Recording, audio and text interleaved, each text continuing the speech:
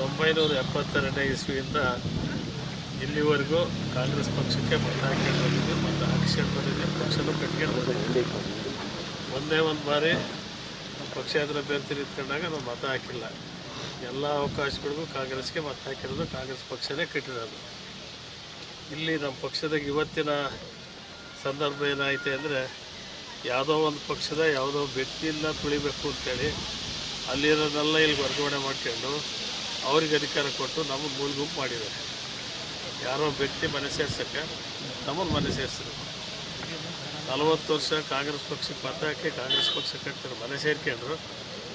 ಹೊಸದಾಗಿ ಶಾಲೆಗೆ ಸೇರ್ಪಡೆ ಆದ ಹುಡುಗರಿಗೆ ದೂರಕ್ಕೆ ಮಾರಿಸ್ಕೊಟ್ಟು ಅವ್ರಿಗೆ ಮಂತ್ರಿ ಸ್ಥಾನ ಕೊಟ್ಟರು. ಈ ಪರಿಸ್ಥಿತಿ ಆಗಿದೆ.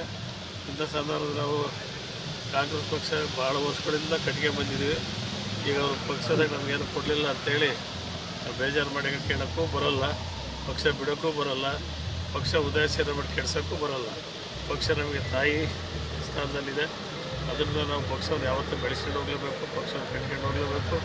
ಮುಂದೆ ಬರೋ ಎಲ್ಲ ಸಂದರ್ಭದಲ್ಲೂ ಕೂಡ ಪಕ್ಷಕ್ಕೆ ಜೀವ ತುಂಬಿ ಪಕ್ಷ ಬೆಳೆಸ್ತಕ್ಕಂಥ ಕೆಲಸ ಮಾಡಲೇಬೇಕು ಅಂತ ಪರಿಸ್ಥಿತಿ ನಮ್ಮದು, ನಮ್ಮ ಮನಸ್ಥಿತಿ ಐತೆ.